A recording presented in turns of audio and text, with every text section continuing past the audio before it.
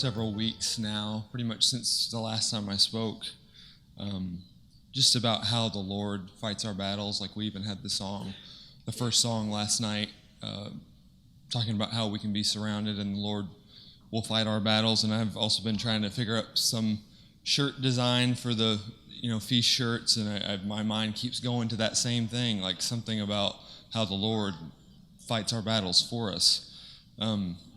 And I feel like I go through cycles where I'll get overwhelmed even with just things that we all deal with day to day. And I have to remind myself of those things so I can get kind of out of whack. Like, I can't handle this, even if it's everyday stuff. It's like, I don't have to handle everything. And I like to read and reflect on just how much the Lord has done for me, how he's proven over and over and over again that he is faithful to fight those battles. It's not just a blind faith. I've seen it over and over, not just in my life, but everyone here and then some. So I wanted to read a little bit about that just as a reminder, because I know it helps me. Go ahead and turn to 1 Samuel chapter 17. Some of these things, it's a good reminder that really the Lord doesn't need our help in the fight. He just wants our obedience. He doesn't need us to go out before him. He goes before us. So 1 Samuel 17, we'll begin in verse 31.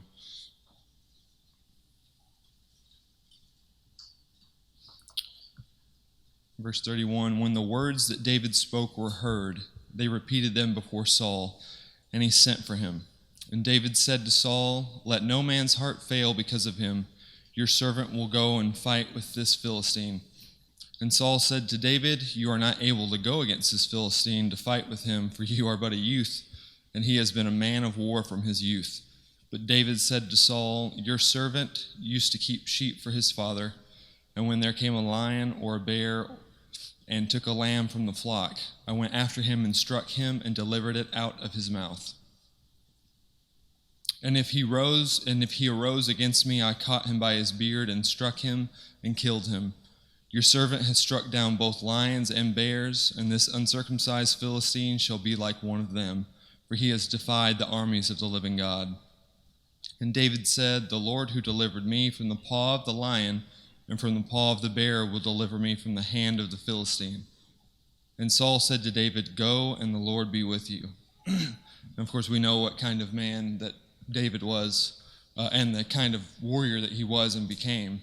But even in telling King Saul, like, I killed a bear, I killed a lion, probably many, many times, he, made the point at the end, like, he's not just saying, I've done it before, I'm really strong, I can do it. He said, the Lord will deliver me just like he did with those animals. Like, he knew, he was acknowledging even in that, like, I just am obedient, and the Lord's the one who's going to deliver me from that. He wasn't going out there leaning on his own skill, like, I'm going to go take care of this. He knew God was with him. God was going before him to fight that battle for him. He wasn't thinking, like, I'm really skilled with these stones, I'm going to sink it into his head. Like, that, the Lord did that just based on him going out in obedience. The Lord went before him and fought that battle for him. You can turn to Deuteronomy chapter 20.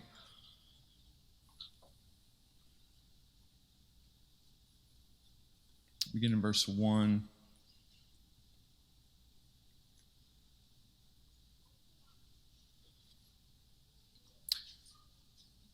When you go out to war against your enemies and see horses and chariots and an army larger than your own, you shall not be afraid of them, for the Lord your God is with you, who brought you up out of the land of Egypt.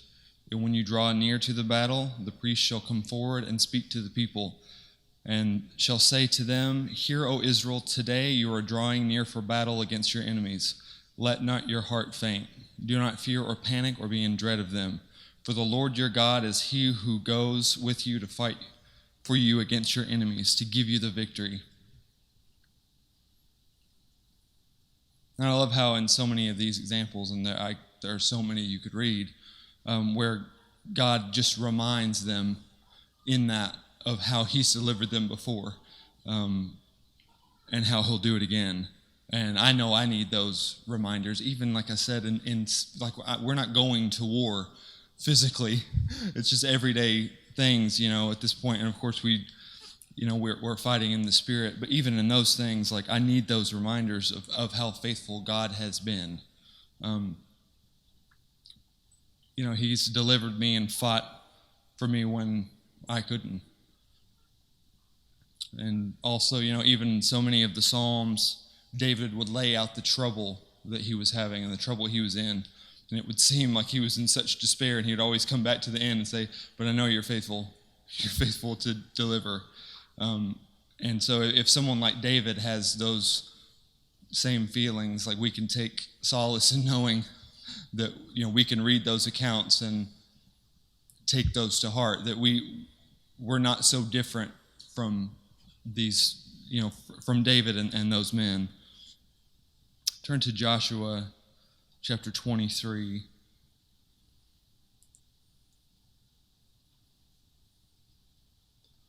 Joshua 23, verse 9. For the Lord has driven out before you great and strong nations, and as for you, no man has been able to stand before you to this day.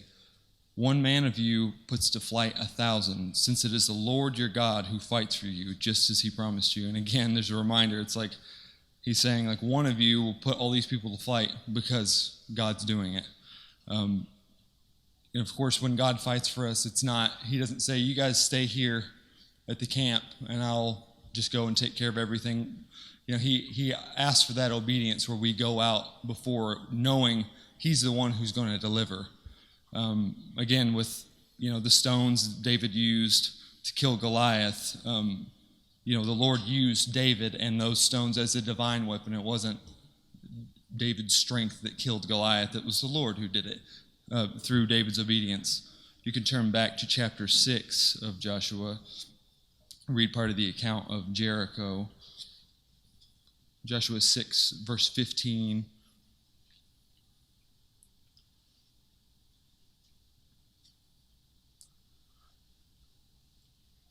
On the seventh day they rose early at the dawn of day and marched around the city in the same manner 7 times.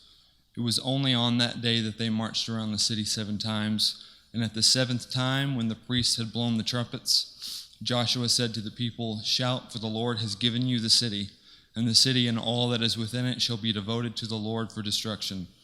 Only Rahab the prostitute and all who are with her in her house shall live, because she hid the messengers whom we sent.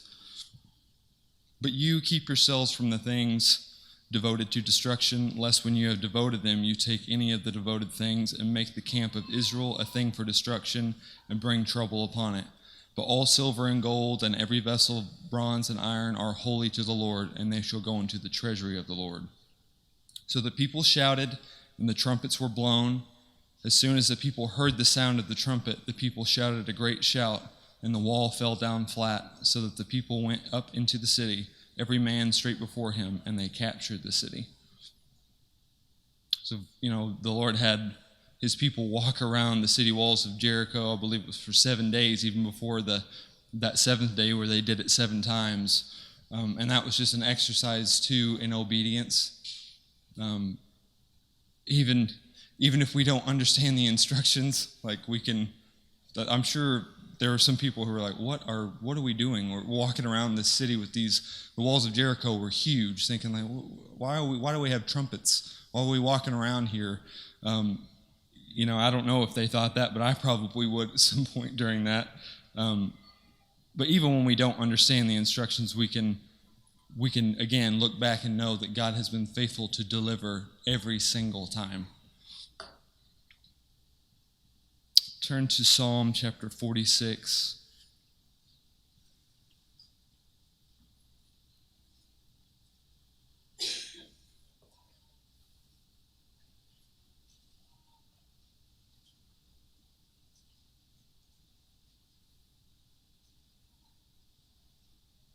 I think we're beginning in verse 1.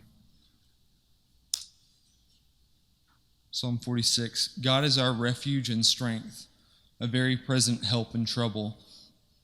Therefore we will not fear, though the earth gives way, though the mountains be moved into the heart of the sea, though its waters roar and foam, though the mountains tremble at its swelling. There is a river whose streams make glad the city of God, the holy habitation of the Most High. God is in the midst of her. She shall not be moved. God will help her when the morning dawns. The nations rage, the kingdoms totter. He utters his voice, and the earth melts. The Lord of hosts is with us. The God of Jacob is our fortress. Come, behold the works of the Lord, how he has brought desolations on the earth. He makes wars cease to the end of the earth. He breaks the bow and shatters the spear. He burns the chariots with fire. Be still and know that I am God. I will be exalted among the nations. I will be exalted in the earth. The Lord of hosts is with us. The God of Jacob is our fortress. Amen.